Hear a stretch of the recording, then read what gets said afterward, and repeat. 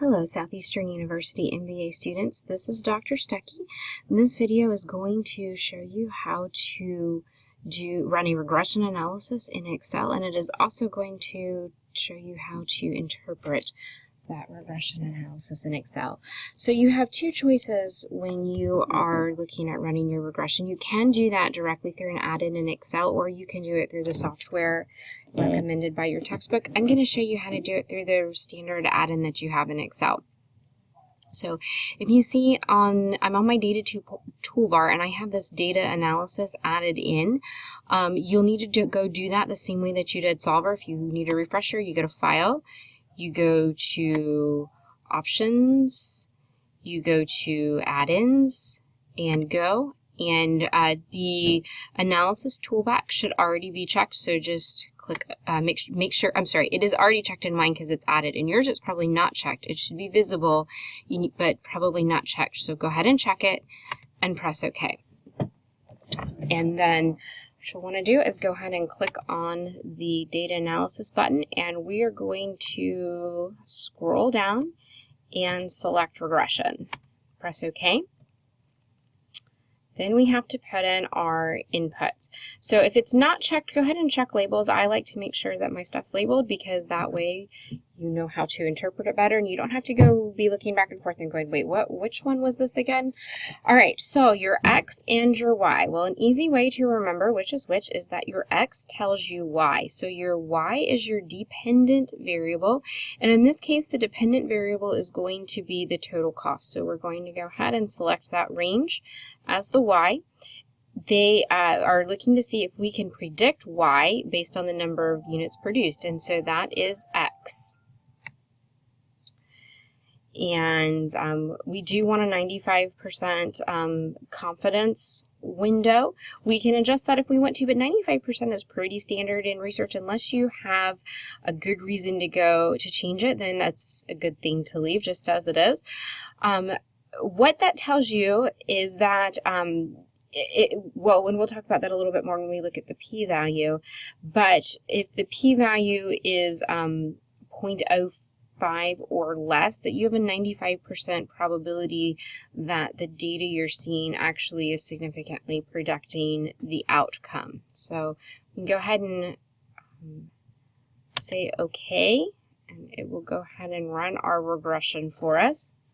So getting your data this week should not be difficult for you. What is a little bit more difficult, or what some students find a little bit more difficult, is figuring out how to accurately interpret this data. So let's talk about a couple of things that are key indicators in this. I'm going to give it some more room.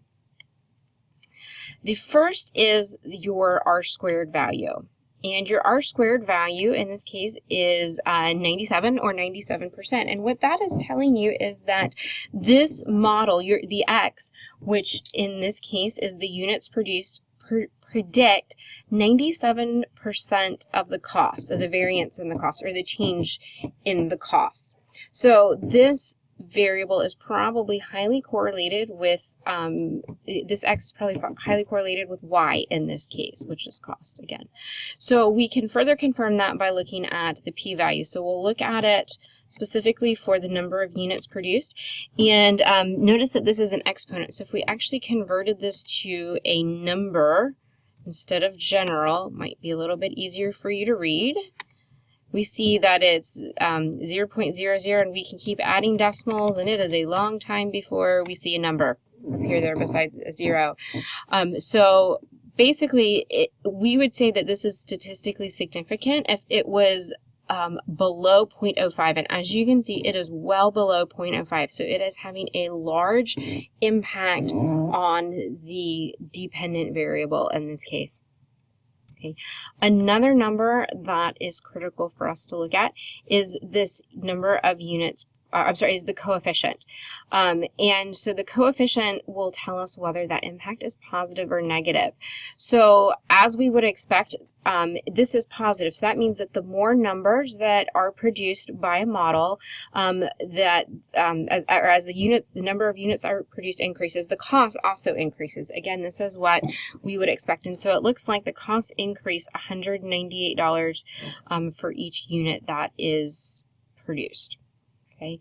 The t-statistic is something that would normally be reported if you were doing research, and the p-value is actually linked to the t-statistic in that before the age of computers running regressions, you would have to look up your t-statistic on a chart, and they usually had charts for 0.05 significant level, 0.01, and 0.001. And so if the t-statistic was above the value for any of those, and you knew that it was significant. So in this case, the t-statistic would be above the p-value for 0.001, and because you get the this actually gives you the p-value. But like I said, before the age of computers, we were more dependent on the chart, and so again, they would look up the t-statistic on chart and determine approximation of their p-value based on their t-statistic. This ANOVA gives you the overall model. This becomes more important for you to look at as you go to multiple regression.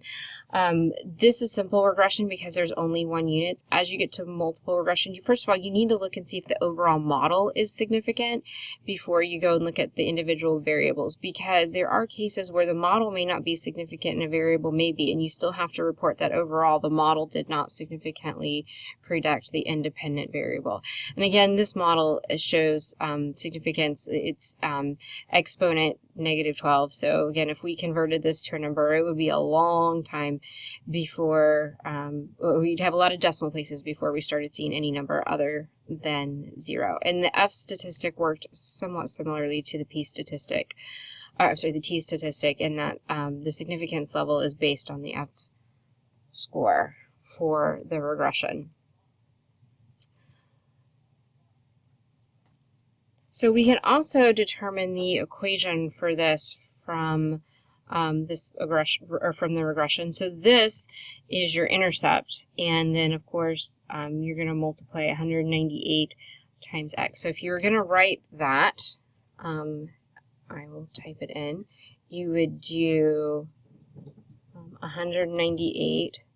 Actually, I'm not going to do equals because I don't want it to calculate. I just want to show you. So 98 times x plus this other number, which is 23,643. Okay, so that would be the equation for this particular regression. You pull it from the coefficients. All right, I hope that this has been helpful in interpreting the regression. Again, this is most of the significant things for you to look at least in this class. As you get, if you choose to go more in depth with research statistics later on, there is other data on here that is really meaningful, but this is what you need to know in order to do the assignments in this class. So again, I hope this has been helpful. If there's anything I can do for you, I'd be glad to help you. Please contact me and let me know. Thank you, and God bless.